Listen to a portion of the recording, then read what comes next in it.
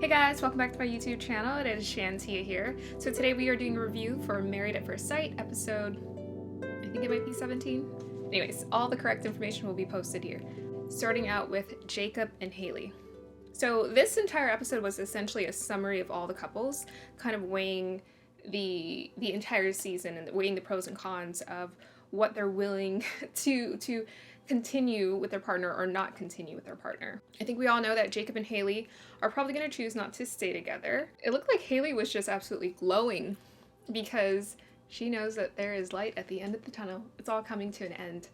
And she's letting her walls down. What's interesting is that she's letting her walls down so well that she's willingly and happily acknowledging all of the positive traits of Jacob. Jacob is feeling like it's a little too late, a little too much, a little too late. He's 39 years old. He feels like this is the last resort, and he's kind of feeling like he has wasted his time and his energy, his investment, the bracelet, right? His investment into this process. So he's feeling really disappointed. Just like I said before, I think Jacob just needs to work on his confidence and that deeper self-esteem, to understand that it's really up to him. You know, people are getting married in their 40s, 50s, even 60s, so it's just how he perceives it. I think he's probably had a very cynical view of relationships because of his history, and maybe because he's been particular about what he's wanted. If he hires a relationship coach or a romance coach to help him to work on that confidence and work on that romantic aspect of what he can bring to a relationship, then he'll be fine. It was just so funny with the dogs. At the intro of the episode, Jacob was like, I left because of the dogs. Jacob cared so much about the dogs, he was willing to go care for them, but he wasn't willing to communicate that to Haley. So it just goes to show he doesn't really have any kind of attachment to her in that sense. His energy throughout the season has waned a little bit because of that disappointment, because of the expectations not being met. When he went out the door to say goodbye, the day before decision day, he said, yeah, to Haley. Was like, all right, see ya. I think Haley's relieved, Jacob's disappointed. Haley thinks she's acknowledged that she does have issues. I think, again, it's like a deeper wound, because once she didn't see Jacob as a romantic partner, she stopped seeing him as a threat. If she understands that it's not just relationships in general, it's just a romantic partnership, you know, someone who she wants to be close with in that way, then she knows exactly what she needs to work on. It's not just communicating feelings, it's communicating feelings to your significant other. How do you feel towards that significant other? Working on that masculine feminine energy balance, healing those masculine energy wounds that can ultimately help her to open up to possibly being in a happy and healthy relationship in the future. So that's Jacob and Haley. Let's go ahead and move on to Clara and Ryan. So Clara and Ryan have pretty much maintained I almost want to call it like a mask, the front that they have decided is the narration of their relationship. And I think it was very telling to see how the two of them view this relationship. Ryan kept referring to the relationship as responsibility, responsibility, responsibility. He used the phrase seeing light at the end of the tunnel. So usually when someone's seeing light at the end of the tunnel, it means that they've gone through a lot of struggle. Now, I know Married at First Sight isn't easy for anyone, but it's weird because I almost feel like Ryan has almost two perspectives. He has the story he's telling and presenting, and then he has how he's internally feeling about the whole experience. He probably sees responsibility as something honorable to take up. The feeling that I'm getting is that he hasn't been really happy, or even Clara, because we've seen her make expressions. He hasn't really been very happy with the match. When he says what Clara brings, the quirkiness, the emotions, it's like he's reading a script. Like on paper, he understands what this relationship is supposed to be. But the reality is that he doesn't seem very happy about the relationship. It feels more like a burden to him. When they went to do that bowling football, which I've never heard of bowling football before, which is pretty cool. When they went to go do that, he talked about, how he needed to let off steam, let off the pressure. He's obviously been feeling and internalizing a lot of pressure and stress. And I've also noticed that he lights up when he's around his friends. He totally lights up. He has moments with Clara, but he always has this very serious expression when he's around her. I think Ryan and Clara are probably gonna say yes. I mean, Ryan was being a little bit mysterious, I guess, in a way. Clara was like, all right, we're gonna say yes, and this is all gonna work out, and Ryan just seemed like cogwheels were turning. The messaging that I'm getting from him is that this has been a very stressful experience, but he's presenting it as if it has been easy. There's like that disconnection happening. Moving forward, the way that I see Clara and Ryan, someone has mentioned that they are like friends. Like they have the friendship vibe down, but when it comes to the romantic vibe, it's a little bit more difficult to see the connection there. Going forward, I kind of see Ryan and Clara as sort of a young couple who's trying to make it work and will do whatever it takes to make it work. I even see them staying in it for a long period of time before they decide it's not what they want to do. I would be genuinely surprised if Ryan said no. He sees it as a responsibility, something that is honorable to uphold.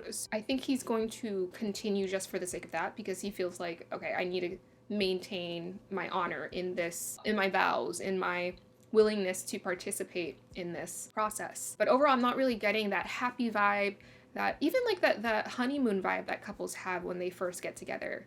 You know, he's analytical, but he's almost too analytical, too robotic, to the point where I just don't understand emotionally if he's connecting with Clara as his wife. He's performing husband, but I don't know if he really feels like a husband or feels that connection, because that connection is the most important thing that you need in a marriage. You know, that's what creates the emotional intimacy between two people. And without it, it just kind of leaves things kind of empty and hollow. So Clara, it's pretty obvious what she wants. She's willing to put the front up. She didn't divulge anything to her friend during that phone call. It just seems like she's just willing to go through it again. My thing with Ryan and Clara is I feel like they went through this experience being the exact same people that they were from the beginning. You know, I felt like there wasn't as much growth. I feel like Clara, you know, maintaining the front is her feeling like she is experiencing growth, because she's like, okay, I'm gonna be a responsible wife, do whatever I need to do to keep this relationship together. It's married at first sight. You know, you have to see and measure for yourself if you guys have that actual chemistry, because you didn't have that opportunity to date one another. I feel like she needs to keep reviewing herself emotionally. She's not really questioning her intuition when things are off. It's written all over her face that she feels almost disappointed sometimes and like let down or not really satisfied about how everything is happening. I think both of them are just gonna stay in it for the sake of being responsible. I feel like Ryan, when he had his conversation with his friend asked a question about like, are you guys on the same page? And he said that's a good question. Ryan knows exactly what the answer to that question is. When it comes to those long-term goals, they aren't really on the same page. They have different goals. He said that, okay, we want to make sure that our goals are matching. Seems like he's not really willing to face the issue. Him and Claire aren't willing to take care or discover or explore that conflict. Conflict is not a bad thing. In a marriage, conflict, it's going to happen all the time because you guys are two different people. The willingness to have those difficult discussions is going to determine how strong your marriage is. Claire and Ryan are creating their marriage off of a faulty foundation. My hope for them going forward is maybe they see a couples therapist to see them work through those things, willing to have those difficult discussions. So moving on to Erik and Virginia. It was the continued story. As far as growth goes, I almost feel like Virginia has experienced the most growth. I think Erik saw his willingness to fight for a marriage, to change, to, you know, accommodate someone. I feel like he experienced that kind of growth. There's still quite a bit of issues. I felt like Virginia experienced most growth because she was starting to really re-examine, like, why did I sign up for this? Do I have a clear understanding of what it is I want in a relationship? Is this relationship healthy? Her intuition is on point. I felt like in this episode, Virginia was really questioning her intuition, questioning like whether her and Erik were a correct or a healthy match, because her intuition is on point. Even though Erik keeps showering her, like at the dinner, when they're together, they're in bed, he's always showering her with all of these flowery, euphemistic, really happy words. I love you so much, he says. I love you so much. And that to me it's like emotional guilting, emotional manipulation. I don't think he's doing it willingly. I don't think he's like aware that he's doing it. He's just doing it in reaction to his fears and insecurities, to wanting to like hold someone to him, to wanting to keep someone. She's challenged him at every point. Like sometimes I get frustrated with her because I'm like, Virginia, just let it be a good moment. But I understand her concerns. She's really questioning and she's really doubting because her intuition is on point that Erik is a healthy partner, because he isn't. He's up and down. The thing is, Erik loves Virginia so much and cares about Virginia so much until Virginia does something to make him feel insecure. and unsettled. Then he comes out to attack. He comes for her. Virginia has noted that. Like, he's gaslighted her. He comes for her. He speaks about her negatively to other people, even if it's subtly. What was that conversation he was having with his friend? Oh, I haven't gone through all of those difficult things, but she's gone through so much. I'm like, what does that have to do with all of it? She's not letting me in. She's not letting you in. It has...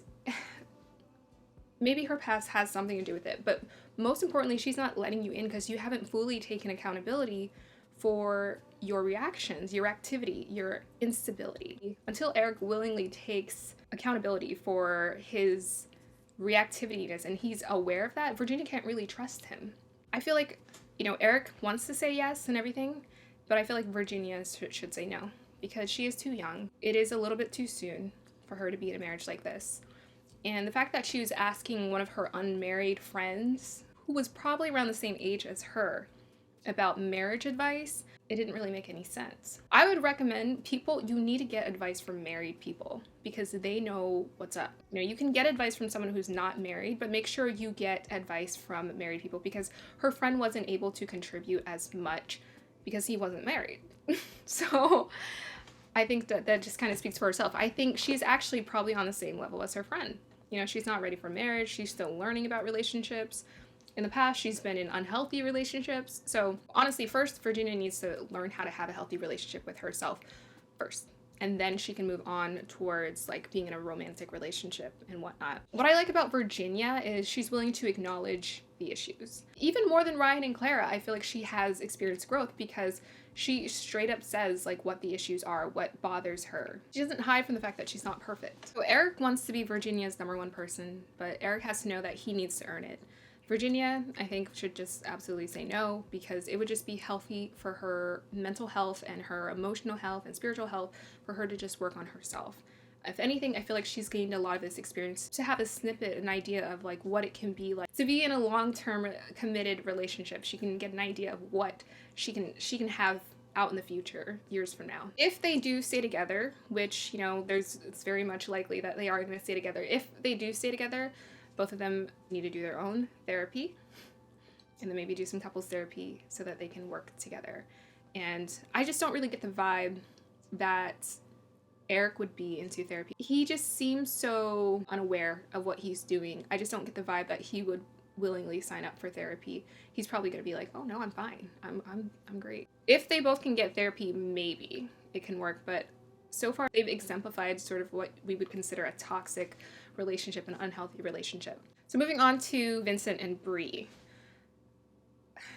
I would have to say out of everyone on the show, I feel like Bree has been the most self-aware because I've literally heard her speak and say all the things that we've questioned behind the scenes in the reviews when we're talking about Bree and her bossiness, Bree and her standards. I felt like she's just so self-aware of her issues. Vincent is also aware, but I feel like she's very self-aware and she has like the intelligent capacity to apply what she's learned. Part of that actually might be due to the fact that she's been to therapy before. What I liked about Bree is that she had a very honest discussion and conversation with her mother saying like, okay, he said this and it hurt my feelings, but I don't know if I can change that bossiness part of herself. Now, I think the healthiest thing a person can do is acknowledge what they can't change or what will be very, very hard for them to change. Whether she can change it or not, I think Bree's going to make a decision for decision day. She's going to make a decision based off of her heart. Because throughout this process, the reason that she has been willing to accommodate to Vincent is because she genuinely cares about him. And she wants a loving relationship. And she wants that more, I would say even more than the bossiness. The thing about the bossiness is like, and her mother acknowledged this, she's been like that for so long. And it's a huge part of her identity. Unfortunately, in a relationship, it does not serve because you're supposed to be equals. And especially when it comes to masculine and feminine polarity, for a woman to be in her feminine and to surrender in the relationship, to kind of surrender and trust that things are going to kind of work out, trust her partner, that kind of needs to happen in order for them to be balanced. And the issue is that Bree has a lot of masculine energy and Vincent has feminine energy. More feminine energy. Not like, he has masculine energy too, but he has feminine energy, like, kind of up there. And the reason you can tell this is because if you've noticed in Vincent's expressions throughout the show, the episode, he gets this kind of competitive vibe with her. And it's playful until it's not playful. Like, he looks like he's being playful. I'm just getting the vibe that he's just feeling like really insecure. Honestly, Brie would do better with someone who is really assertive, like really masculine. But at the same time, she has to work on her feminine energy, because it doesn't matter what relationship she's in, she's going to have to maintain that polarity, that balance between her and her spouse in order for them to, because that's just your natural energy. I have a huge amount of respect for people who have these like so-called like bossy qualities. Now it depends on like where they are in the spectrum, because people who are bossy tend to get things done. So I have respect for that. The problem is it's where you use that energy. You can use that at work. You can use that maybe if your child's sick and you need to get things done. You need to get the medicine, take them to the hospital, or whatever. But when it comes to your relationship and just like being together, it's going to create a lot of conflict. Vincent, I think, has proven, he said he has an attitude, right? But it's more than just an attitude. It's like an immaturity. It's an immaturity that he needs to work on. I thought it was a bit off-putting that he asked for someone specifically who was not assertive. So kudos to him for his awareness in knowing that that kind of partnership would create a struggle. He claimed to be turned off by that. That was really off-putting to me, because it just makes me wonder, why did the experts put them together? It just seems like a recipe for disaster in the long run. The other comment I have about Vincent is that it doesn't matter if someone is assertive with you or not. In this world in general, you are going to have to learn how to be assertive, more assertive. If you know you have issues with just in general anyone who's assertive, you're going to have to work on being more assertive yourself. And this is just everyone has this issue, I think, with learning how to balance that assertiveness and be more confident. So it has nothing to do with Brie, and it has nothing to do with being in relationships with assertive people. He needs to work on learning how to be more assertive himself and being more confident in himself so that he can maintain a healthy relationship. I loved the discussion that Brie and Vincent had. I felt like they were both honest. They brought it to the table.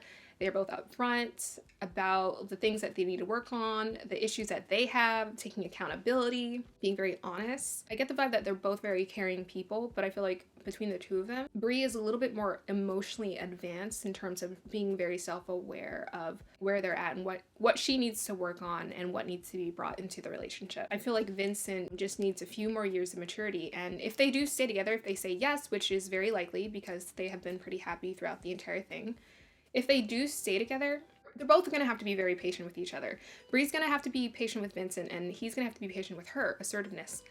But she's definitely going to have to cut back on it. Vincent straight up said he has a hard time dealing with that. When Brie and Vincent were in bed having that discussion about how she thought he was disorganized, and he said that she was calling him out. When I watched that clip, I didn't feel like Brie was being rude in any way.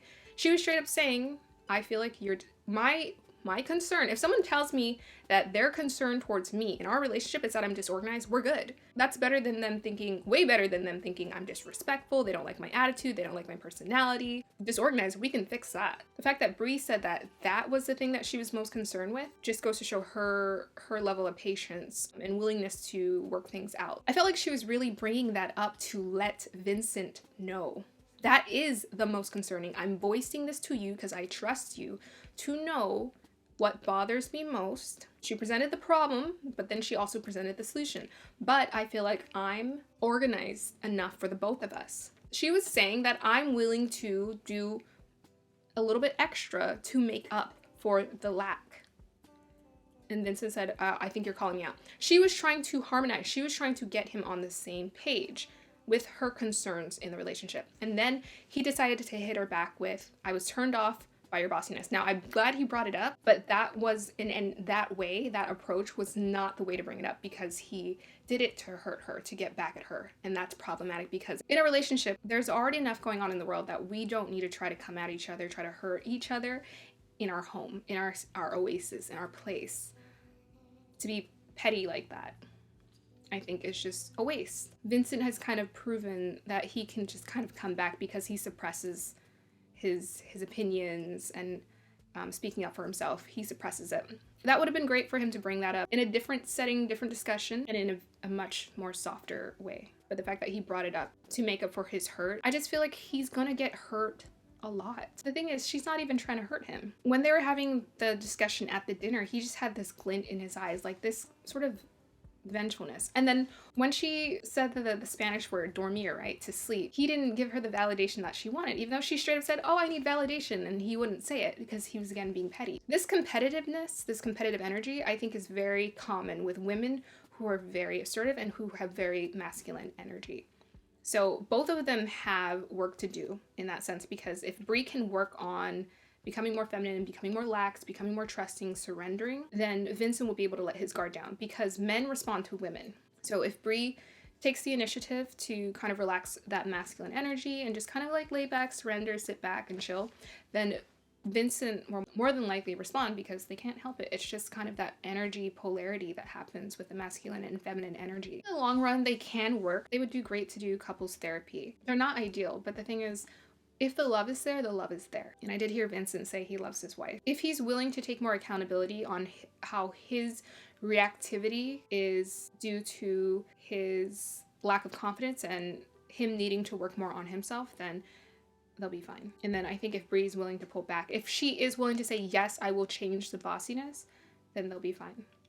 And I would also say to women out there, if you have a lot of masculine energy and you're super assertive, I think it's going to benefit you to be more in your feminine energy, because that's our superpower. So don't be afraid to drop more into the feminine energy and let go of the masculine energy, and especially when you're at home. Even Bree being super organized and everything, that's actually more of a masculine trait, because it requires structure and control. If she's actually willing to like be a little bit more messy, I think her and Vincent would actually benefit from that. So long as all of the candidates do what is best for them, they will be fine. They will make the right decision. I would say all of the women except maybe Clara. I think all of them are really pulling into being very self-aware and understanding of what it is they really want in a relationship. And this is what I encourage women to understand, is like, yes, you get to have what you want. You get to enjoy life. You get to have a healthy relationship, so long as you acknowledge that you do get to have that. You don't have to just, like, there are certain situations that just aren't meant for us. And as long as we acknowledge what it is that we can change, what it is we can't change, or what we feel will be the most challenging to change, and we're very communicative with our partner, very honest, very open, very vulnerable, we're going to be in successful relationships, period. Because success is not having no conflict. It's not having no problems. It's about having the willingness to create solutions, make solutions, find solutions in everything. It's about resolving conflict, because two different people, two different mindsets, two different upbringings, two different ways of seeing the world. You're here to come and like merge and find a way to build something together even better. Thank you guys so much for watching my review for Married at First Sight. I hope you guys have a wonderful day or evening. Bye.